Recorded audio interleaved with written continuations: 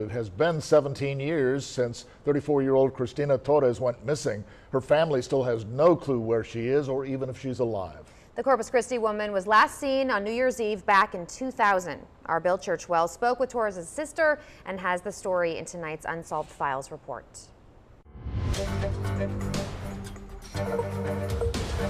We would go dancing. She loved country music. She loved Shania Twain. Cynthia Torres says her sister, Cristina, was full of life, just like the country music she loved so much. An outgoing and well-liked person who held down 2 jobs, including work as a bartender. She was also a mom of an 11-year-old girl. She had her daughter so spoiled. This is home video of Cristina celebrating Christmas with her family back in 1998. New Year's Eve, 2 years after this was taped, would be the last time Cynthia would ever see her sister. New Year's Day, she was supposed to come to my house, pick up some mail, and then go pick up her daughter. She never made it to my house. Supposedly she was gonna pick up her daughter, and her daughter wasn't there at her dad's house. Police reports that they got into an argument and she got mad and she left. 2 days later, Cristina Torres was reported missing. We had flyers everywhere. Cynthia fearing the worst because she vanished without her daughter. You know, they were really, really close. I just knew when they showed me her car that something had happened to her. Torres' car was found abandoned on the side of the road just north of Mathis in Live Oak County. Inside, she left behind her checkbook, her cell phone, and a mysterious note telling people not to look for her. This is a picture of Cristina's maroon Camaro. But Cynthia tells me that authorities never found signs of foul play. No blood, no fingerprints. In fact, a second note would surface, confirming what authorities suspected, discovered in Torres' locker at work. She was having so many problems with the father of her little girl, and she just wanted to get away, I guess. You know, so she wrote that she wanted to start her life all over again, buy new clothes, you know, just get away. Cynthia says authorities spoke with the girl's father and other of her male friends and could not find evidence that would link anyone to her disappearance. That, along with those letters, leading police to treat her as a missing persons case. They're thinking that because of that letter and because of that, they found in her car that she wanted to be gone. But to this day, Cynthia believes something more sinister took place. I think we'll find out that she's not alive anymore. Then there was a clue coming from an unlikely source. The guy that she was talking to the most at that time, he went and spoke to a lady, you know, like kind of like a fortune teller, and she said that you need to look for her where there's a windmill. Adding to this mystery, a single lingering question. If she did in fact want to start a new life, why wouldn't she have taken her little girl? She wouldn't have left without her daughter. I mean, I understand her wanting to start her life all over again, but she would have taken her daughter with her. A bright smile, that long black beautiful hair. Cynthia showing me this cherished family photo of her sister, the last she would ever take with her. If somebody knows something, to please say it. I mean, it's been almost 18 years. Cristina's case remains open. You can find it listed on the Texas DPS website of missing persons. Today, if alive, she would be 52 years old. Bill Churchwell, 3 News.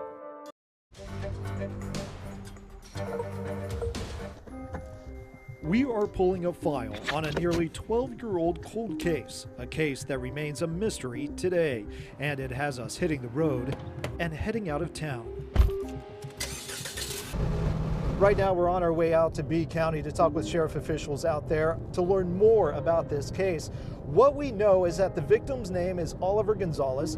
He was 44 years old when he was found shot to death, and the suspect or suspects are still out there. Before we left, I spoke by phone with Rosemary Hartsfeld, the victim's sister. Rosemary, can you tell me about your brother? My brother was a loving brother. We were so close that it was devastating when his death occurred. About an hour drive north of Corpus Christi, we arrived here at the B County Sheriff's Office.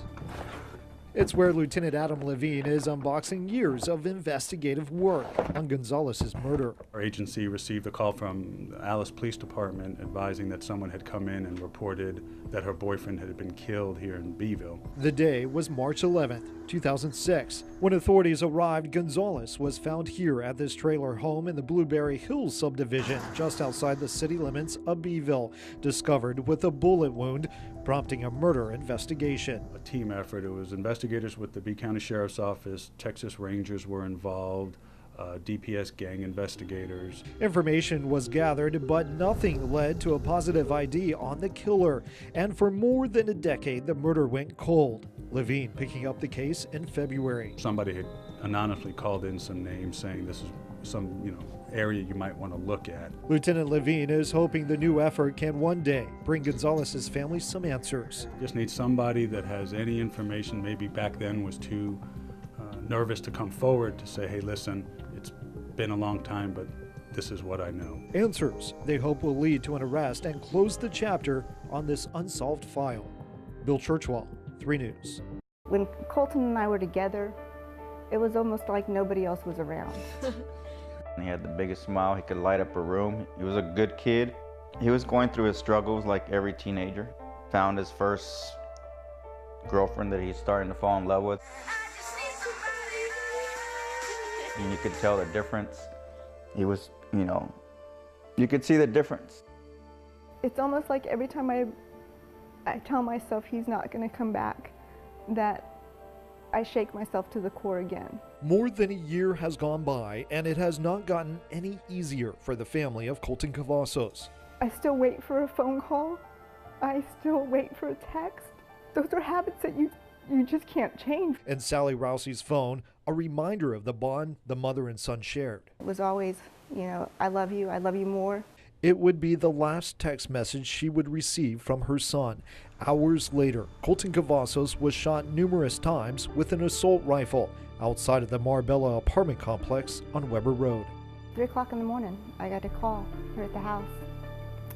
And it's my father, and he's saying, you need to come to the hospital. Colton's been hurt. It doesn't matter how fast I drive. Colton's dead. He's there. I mean, it's already cold. He's already gone. He's not.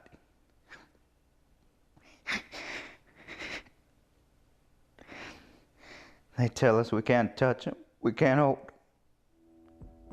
The lives of Colton's mother and his father, Chris Cavazos, forever changed. Pretty much been a nightmare since that day. And now we are learning more about the events leading up to Colton's murder. Colton's parents say there were several people who witnessed the fatal shooting. His mom telling me her son thought he was going to get into a fist fight. She says the people who called him to go outside had sent a Snapchat telling other people to show up, that something was going to happen. You see my son in the video shake his head and say, okay. And as he walks to where he was supposed to get into, altercation, he was shot in the chest. It was a matter of seconds. Colton's then girlfriend, Brianna Garcia, was there that night he was killed. I just heard gunshots and it didn't stop for a long time. I sat down with her and a number of Colton's friends who are still left with questions, still heartbroken. It hurts to know that there's people out there that know, and it hurts that mothers know.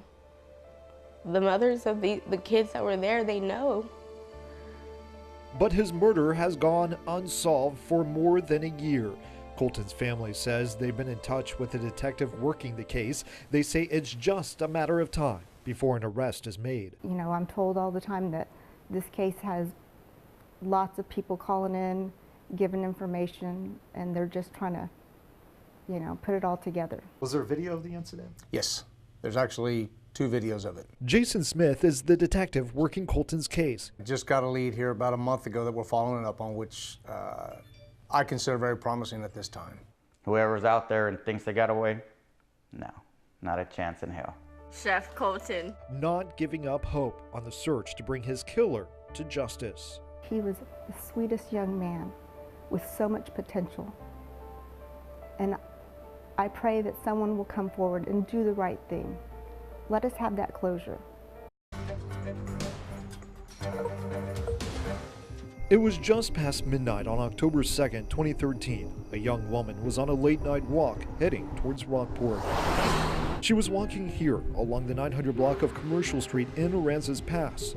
That's when police say she noticed a man approach her. He started talking to her, and then he attacked her and drug her off the side of the road, and she was pretty brutally assaulted. Captain Kyle Rhodes with the Aransas Pass Police Department says detectives were able to collect DNA evidence, with the victim helping paint a vivid picture of the face of her attacker. He was described as a Hispanic male, average build, average weight, maybe mid to late 20s. He was described as having a scar on his upper chest, and the victim described a tattoo, and she described it as a Grim Reaper. But even with those detailed features, the woman was able to provide police, and even after the release of this sketch, no one was ever arrested for the crime. It was a very brutal attack, and we would definitely like to get it resolved and get closure for the victim.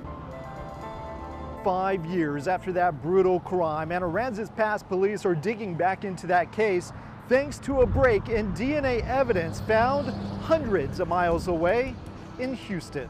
I was approached not that long ago, probably within a year and a half, by Houston PD, and they're working a case in which they submitted DNA and it hit, so it was a match. A match and a potential lead. Potentially this person that did this crime is in the Houston area, also committing crimes. Recently, authorities reposting the sketch of the alleged attacker on social media in hopes of someone out there recognizing the suspect and help police bring this case to a successful end. You know, it's exciting to have a potential lead. I'll be more excited when we get an actual named subject to go with it, and that way we can potentially link the two cases and resolve it. Kimberly Encina was discovered here along this stretch of McCardle Road. At the time, the area did not have the safety of sidewalks. She was walking from home to a nearby church, and to this day, the driver who struck her has still not been found.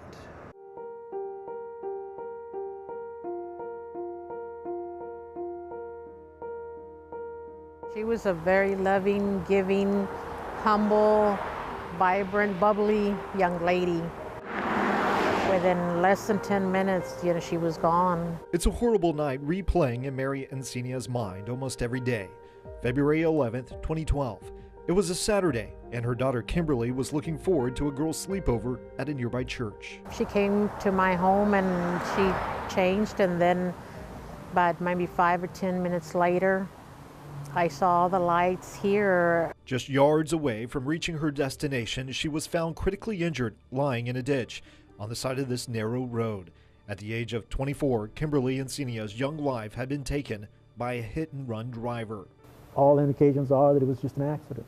Unfortunately, the person who was involved in it, which we believe knows he was involved in it, or he or she, whoever it was, knows they were involved in it, decided for whatever reason not to stop. It was because of that decision not to stop, the driver became the sole focus of a police investigation.